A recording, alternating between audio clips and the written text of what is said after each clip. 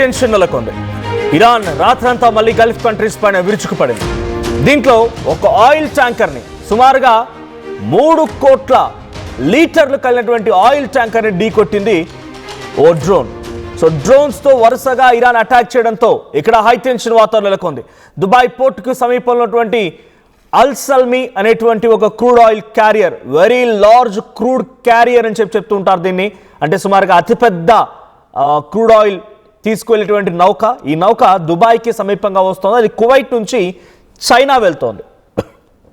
So Kuwait నుంచి China వెళ్ళేటువంటి ఈ అల్ సల్మీ అనేటువంటి నౌక దుబాయ్కి సమీపంగా ఉండగా ఒక డ్రోన్ వచ్చి దాడి చేసింది. దీంతో సుమారుగా 3 కోట్ల లీటర్లు, సుమారుగా 3 కోట్ల పైబడి లీటర్లు, 32 కోట్ల పైబడి లీటర్ల ఆ ఆయిల్ మొత్తం కూడా పూర్తిగా సముద్రంలో కలిసిపోయింది. నాకు తెలిసి యుద్ధం మొదలైన నాటి నుంచి అతిపెద్ద ఆయిల్ స్పిల్, అంటే ఆ సముద్రంలో కలిసేటువంటి ఆయిల్ని ఆయిల్ స్పిల్ అంటూ ఉంటారు. సో అతిపెద్ద బిగ్గెస్ట్ ఆయిల్ స్పిల్ ఈరోజు జరిగిందే. రాత్రంతా గల్ఫ్ కంట్రీస్ పైన ఈ అటాక్ జరుగుతూనే ఉంది. కువైట్కు చెందినటువంటి అల్ సల్మీ అనేటువంటి ఈ ట్యాంకర్ని ఇరాన్ పేల్చేసింది. ఇది కువైట్ పెట్రోలియం కార్పొరేషన్కి సంబంధించినటువంటి నౌక. దీంట్లో 24 మంది స్టాఫ్ ఉన్నారు. సో దీంట్లో ఆల్రెడీ 3 చనిపోయారు.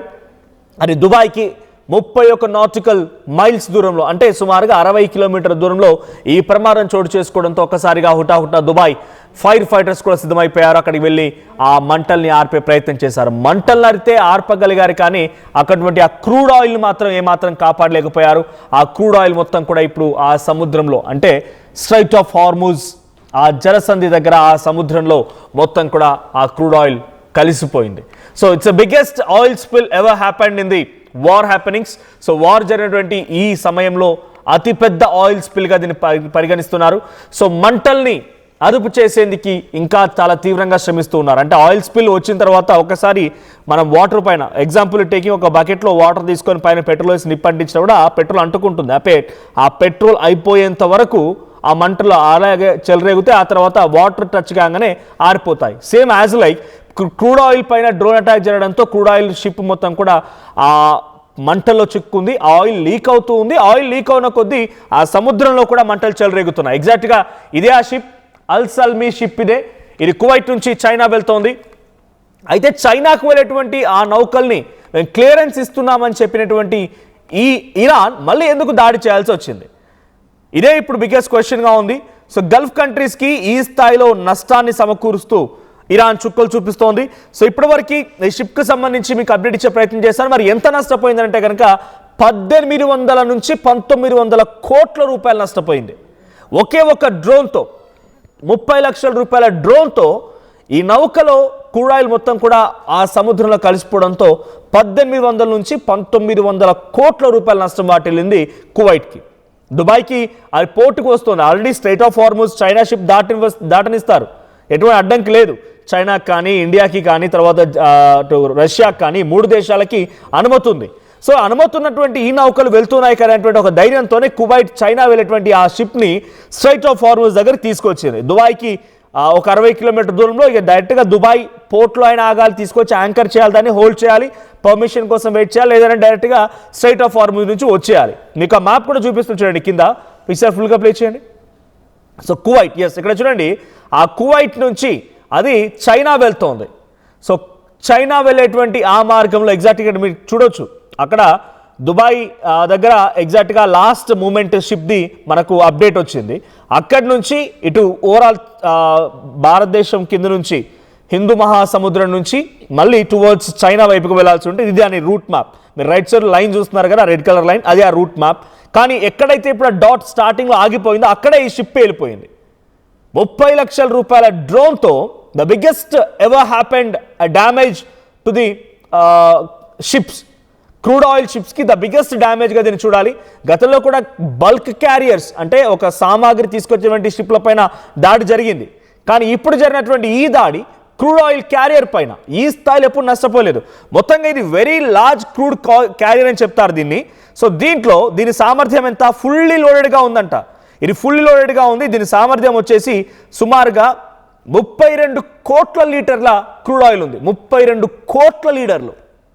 సో 32 కోట్ల లీటర్ అంటే అర్థం చేసుకోండి ఏ స్థాయిలో దీని సామర్థ్యం అనేది. సో అంతటి స్థాయి సామర్థ్యమైనటువంటి ఈ నౌక సుమారుగా 1800 నుంచి 1900 కోట్ల రూపాయల విలువ చేసినటువంటి నౌక ఇది. ఒక్కసారిగా ఈ డ్రోన్తో అటాక్ చేయడంతో ఆ ఆయిల్ మొత్తం కూడా సముద్రంలో కలిసిపోయింది. ఈ సముద్రంలో కలిసిపోయిన ఆయిల్ అంతా కూడా ఇప్పుడు మండుతోంది. ఆ మంటలు ఆరిపోయడానికి చాలా తీవ్రంగా ప్రయత్నం చేస్తున్నారు. ఎంత దూరం వరకు పాకుతుందో తెలియదు ఆయిల్ అంతా కూడా. ఏ చిన్న అగ్ని ప్రమాదం జరిగినా ఆ సముద్రం ఎంత దూరం వరకు అయితే ఉందో, ఆయిల్ ఎంతవరకు అయితే విస్తరించిందో అవన్నీ కూడా మంటలు అంటుకునే అవకాశం ఉంది. ఇక్కడ నష్టం కంటే కూడా ఆ గల్ఫ్ కంట్రీస్ భయపడుతున్నటువంటి ఒక బిగ్గెస్ట్ సిచ్యువేషన్ ఏంటంటే ఆయిల్ స్పిల్ కారణంగానే భయపడుతూ ఉన్నారు. ఆయిల్ స్పిల్ కారణంగా అక్కడ ఈ మిగిలినటువంటి నౌకలకు ఏదైనా ప్రమాదం జరగవచ్చు, ఇంకేదైనా ప్రమాదం వాటిలో అవకాశం ఉంది. సో వాళ్ళు అక్కడ ఆ నౌక పేలిపోయింది. 1800 నుంచి 1900 కోట్ల రూపాయల నష్టం కువైట్ దేశానికి వస్తుంది. కానీ అక్కడ ఆయిల్ స్పిల్ కారణంగా ఇంకేదైనా మంటలు చెలరేగితే అలా వెళ్తున్నటువంటి ఇతర నౌకలకు కూడా ఇది వ్యాపించే అవకాశం ఉంది. సో మంటలు ఎంత దూరం వరకు వ్యాపించాయనేది ఇప్పటివరకు అంచనా వేయలేకపోతున్నారు. సో దుబాయ్ పోర్టుకి 60 కిలోమీటర్ దూరంలో ఈ ప్రమాదం జరిగింది కాబట్టి ఇంకా దుబాయ్ పోర్టు వరకు దీని విస్తరణ జరగలేదు. కానీ ఆ స్ట్రైట్ ఆఫ్ హార్ముజ్ గుండా వెళ్ళేటువంటి ప్రతి నౌక, ఇన్ఫాక్ట్ ఇండియాకు రావాల్సిన నౌకలు కూడా అదే స్ట్రైట్ ఆఫ్ హార్ముజ్ నుంచి రావాల్సిందే. సౌదీ నుంచి మనకు వస్తూ ఉంటాయి, సౌదీ నుంచి, ఇరాక్ నుంచి మనం ఆయిల్ని కొనుగోలు చేస్తున్నాం. సో ఈ షిప్స్ కూడా అదే దారి వెంట రావాల్సి ఉంది. ఇప్పుడు ఆయిల్ స్పిల్ కారణంగా అటువైపుగా పడవలు రావాలన్నా, అంటే షిప్స్ రావాలన్నా, బల్క్ క్యారియర్స్ రావాలన్నా ఇబ్బందికర పరిస్థితి, ఒక హై టెన్షన్ వాతావరణాన్ని క్రియేట్ చేసింది ఇరాన్ నిన్న. సో ఇప్పుడు దీంతో గల్ఫ్ కంట్రీస్ అయినటువంటి సౌదీ భయపడిపోతోంది, దుబాయ్ భయపడిపోతోంది, యుఏఈ అంటే మొత్తం అబుదాబి, యుఏఈ మొత్తం కూడా భయపడిపోతూ ఉన్నాయి. సో ఖతార్, కువైట్, బనామా, బహ్రెయిన్, ఇరాక్ కూడా, ఓమన్ ఇవన్నీ కూడా భయపడిపోతున్నాయి, బెంబేలెత్తిపోతున్నాయి ఆయిల్ స్పిల్స్ కారణంగా. 32 కోట్ల లీటర్లు అంటే అర్థం చేసుకోండి ఎంత సామర్థ్యం కలిగినటువంటి నౌక అది. సో అవంతా కూడా ఇప్పుడు పూర్తిగా నీట మునిగిపోయాయి, నీళ్ళలో కలిసిపోతుంది ఆయిల్ అంతా కూడా. ఆ మంటలు ఎంత దూరం మేర వ్యాపించాయి అనేది ఒక biggest question mark. So Iran రాత్రంతా ఈ దాడులు చేస్తూనే ఉంది. దుబాయ్ పైన నిన్న కూడా రాత్రంతా అటాక్ జరుగుతూనే ఉంది. సో దీనికి సంబంధించి ఒకసారి కేవలం షిప్ గురించి మాట్లాడుకుంటే, షిప్ గురించి డీటెయిల్స్ని ఎగ్జిబిట్ చేసింది కువైట్. సో షిప్ ఏంటంటే United Kingdom maritime operations centre run by British military said that Al Salmi happened 31 nautical miles, approx 60 kilometers of northwest to Dubai. North వెస్ట్కి, దుబాయ్ నుంచి నార్త్ వెస్ట్ సమీపంగా 60 కిలోమీటర్ల దూరంలో ఈ పడవ ప్రమాదం జరిగిందని కువైట్ అప్డేట్ ఇచ్చింది, కువైట్ అఫీషియల్ కన్ఫర్మేషన్ ఇచ్చింది. సో కువైట్ పెట్రోలియం కార్పొరేషన్కి సంబంధించిన వెజల్ ఇది. కువైట్ పెట్రోలియం కార్పొరేషన్కి సంబంధించినటువంటి నౌక ఇది. Registered owner was Kuwait petroleum corporation. So the attack was caused a big fire and the material damage to ship's hull. సో కంప్లీట్గా అక్కడ ఉన్నటువంటి షిప్ మొత్తం కూడా డ్యామేజ్ అయింది, ఆ మెటీరియల్కి కూడా డ్యామేజ్ కలిగింది అన్నట్టుగా కువైట్ పెట్రోలియం కార్పొరేషన్ చెప్తోంది. So Kuwait petroleum corporation said that the joint tanker అంటే అతిపెద్ద వెజల్ అది. So the vessel was fully loaded at the time of the incident. చాలా ఫుల్గా లోడ్ అయి ఉంది అని చెప్తున్నారు. అంటే 32 కోట్ల లీటర్లు ఆల్రెడీ ఫుల్గా లోడెడ్గా ఉండిపోయింది. దాంట్లో 24 మంది స్టాఫ్ కూడా వెళ్తున్నారు. ఆ స్టాఫ్లో 3 ఇప్పటికీ మరణించినట్టుగా సమాచారం. మరొక 21 మందిని దుబాయ్ ఫైర్ ఫైటర్స్ కాపాడే ప్రయత్నం చేశారు. సో ఈ షిప్ వెయిట్ ఎంతో తెలుసా? నేను చెప్పాను ఇందాక 32 కోట్ల లీటర్ల ఆయిల్తో వెళ్తున్నటువంటి ఈ షిప్ యొక్క వెయిట్ ఎంత ఉందో అర్థం చేసుకోండి. సో ఆ అంతటి సామర్థ్యం గల ఆ నౌకని ఇప్పుడు దాడి చేయడంతో అది పూర్తిగా నీట మునిగిపోయింది. అది కంప్లీట్గా ఆయిల్ స్పిల్స్ అన్ని వచ్చేసాయి. సో పడవ కొద్దిగా ఆల్రెడీ వన్స్ ఒక్కసారి దానికి ఫైర్ స్టార్ట్ అయిందనంటే మెల్లిమెల్లిగా అది మునిగిపోతుందా లేదంటే దాన్ని ఏదో రకంగా బయట తీసే ప్రయత్నం చేయాలి. సో ఫైర్ ఫైటర్స్ సిద్ధంగా ఉన్నారు అక్కడ. అది కొంతగా మునిగిపోతున్నట్టు కూడా కువైట్ అఫీషియల్ ఇన్ఫర్మేషన్ ద్వారా వస్తోంది. So very large crude carrier was the second largest category. So కువైట్లో ఉన్నటువంటి అతిపెద్ద రెండవ నౌక ఇది. సో ఈ నౌక ఒక్కసారిగా కుప్పకూలిపోవడంతో కొంత ఆందోళన వ్యక్తమవుతోంది. ఒకసారి ఆ విజువల్స్ మనం చూస్తున్నాం, అదే ఆ భారీ నౌక ఎంత పెద్ద సామర్థ్యం గల నౌక అర్థమవుతోంది. సో ఇది ఇప్పుడు కుప్పకూలిపోవడంతో కువైట్ తిరిగి రాని ఒక నష్టాన్ని చవి చూడాల్సి వచ్చింది. అతిపెద్ద భారీ నౌకని కుప్పకూలిపోవడం చిన్న విషయమే కాదు. So Dubai fire fighters extinguish blaze on Kuwait oil tanker. Dubai media offices says emergency response teams was trying to extinguish the fire. So ఇంకా ప్రయత్నం చేస్తూనే ఉన్నాయి. అల్-సల్మీ అనేటువంటి అగ్ని ప్రమాద ఘటనలో జరిగిన మంటలని ఇంకా అదుపు చేసే ప్రయత్నం చేస్తూనే ఉన్నాయని చెప్పి దుబాయ్ అఫీషియల్ ఫైర్ ఫైటర్స్ నుంచి అఫీషియల్ ఇన్ఫర్మేషన్ వస్తోంది. So relevant teams continue to assess the situation and take the necessary measures and update will be shared as they come available. So ఇంకా దీనికి సంబంధించి ఇంకా ఎటువంటి సిచ్యువేషన్ ఉంది, దీనికి గల ఎంత మేర విస్తరించింది మంటలు, ఈ ఆయిల్ స్పిల్స్ ఎంత మేర ఉన్నాయన్నది మేము పూర్తిగా అంచనా వేసిన తర్వాత ఈ ఇన్ఫర్మేషన్ని పాస్ ఆన్ చేసే ప్రయత్నం చేస్తామనేది దుబాయ్ అఫీషియల్ అనౌన్స్ చేస్తున్న ప్రయత్నం చేస్తోంది. సో ఇది మీరు ఆ మ్యాప్ చూసిన అర్థమవుతుంది, ఆ మ్యాప్ ఏ మాదిరిగా వెళ్తుంది చూడండి. ఎస్, ఎగ్జాక్ట్గా విజువల్స్ ఇవే. సో ఆ విజువల్స్ మీకు కనబడుతున్నాయి. ఆ ఫైర్ ఫైటర్కి సంబంధించి అక్కడ సహాయక చర్యలు చేపట్టేటువంటి రైట్ స్టార్టింగ్లో ఎప్పుడైతే ఈ ప్రమాదం జరుగుతున్నప్పుడు ఆకాశంలో భారీగా ఆ మంటలు చెలరేగుతున్నాయో, దట్టమైన పొగలు కమ్ముకున్నాయో, చాలా దూరంగా పోర్ట్కి సమీపంగా తీసినటువంటి విజువల్ ఇది. సో ప్రజెంట్ మనం చూడొచ్చు, ఆ విజువల్ కూడా కనిపిస్తోంది. సో ఇది అల్సల్మీ ఒక ఘటన జరిగిన తర్వాత భారీగా చాలా దూరంగా మీరు అనుకోవచ్చు, చాలా పోర్ట్కి చాలా దూరంగా ఉంది కదా విజువల్స్ రికార్డ్ అవుతాయని. అంటే ఆకాశంలో ఏ స్థాయిలో మంటలు చెలరేగుతాయి, ఆ రకంగా ఒక వెలుగు అలా కనిపిస్తుంది, స్పార్క్స్ కనిపిస్తూ ఉన్నాయి, దట్టమైన పొగలు కూడా కనబడుతూ ఉన్నాయి. సో ఆ మంటలు చెలరేగేటువంటి ఆ సమయంలో దుబాయ్ నగరం ఒక్కసారిగా ఉలిక్కి పడింది. బిగ్గెస్ట్ బ్లాస్ట్, 32 కోట్ల లీటర్ల క్రూడ్ ఆయిల్తో వెళ్తున్నటువంటి ఆ నౌక పైన దాడి జరిగిందంటే ఎంతటి స్థాయిలో మంటలు విస్తరించి ఉంటాయి. ఆ బ్లాస్ట్లో ఆ నౌక పేలిపోయి ఎంత దూరంగా ఆ శిథిలాలకు సంబంధించి మనం అక్కడ చూడొచ్చు. సో ప్రెజెంట్ ఆ నౌక చైనా వైపుగా వెళ్తోంది. ఇక్కడ బిగ్గెస్ట్ క్వశ్చన్ మార్క్ ఏంటంటే చైనాకు వెళ్ళేటువంటి ఈ నౌక ఎందుకు ఇరాన్ పేల్చాల్సి వచ్చింది? మరి క్లియరెన్స్ ఉంది, చైనాకి, ఇండియాకి, రష్యాకి 3 దేశాలకి అనుమతి ఉంది, ఆ నౌకలు వెళ్ళడానికి అనుమతిస్తామని చెప్పిన ఇరాన్ ఎందుకు టార్గెట్గా ఈ దాడి చేయాల్సి వచ్చింది? అంటే కువైట్ గల్ఫ్ కంట్రీస్ని భయపెట్టడానిక? కువైట్ గల్ఫ్ కంట్రీస్లో అంటే ఇది టార్గెటెడ్గా జరిగి ఉండాలి.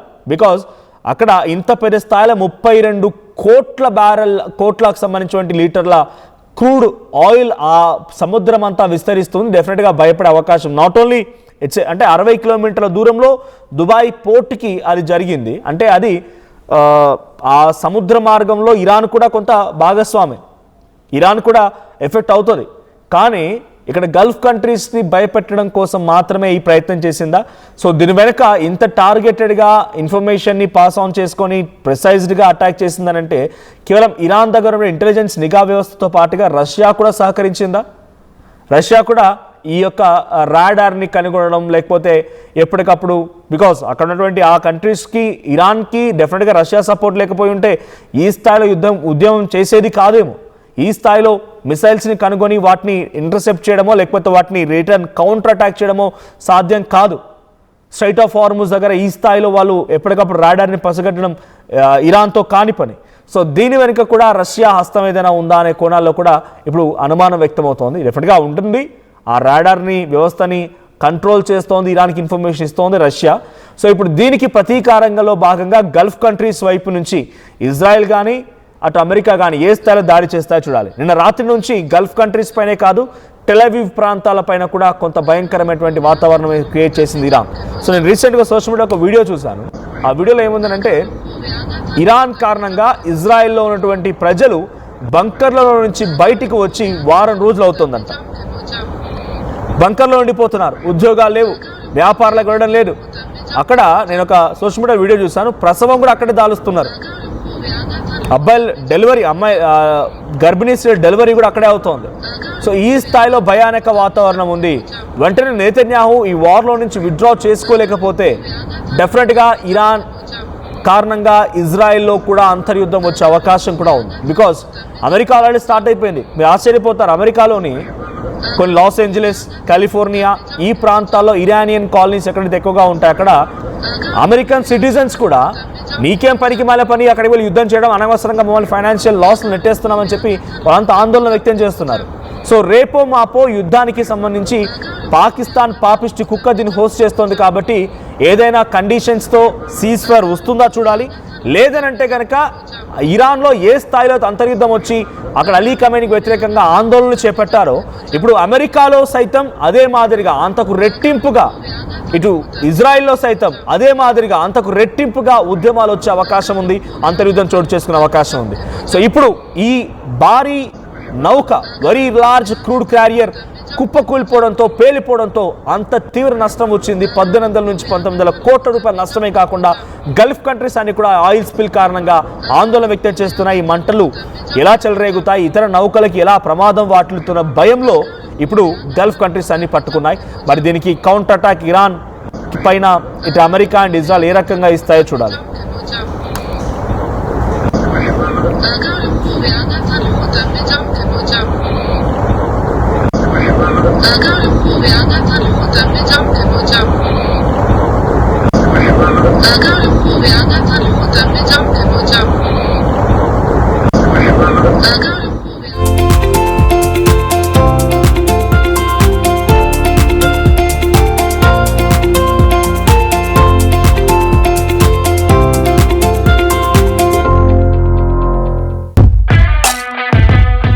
Bridging the gap between the textbook and the industry through innovation.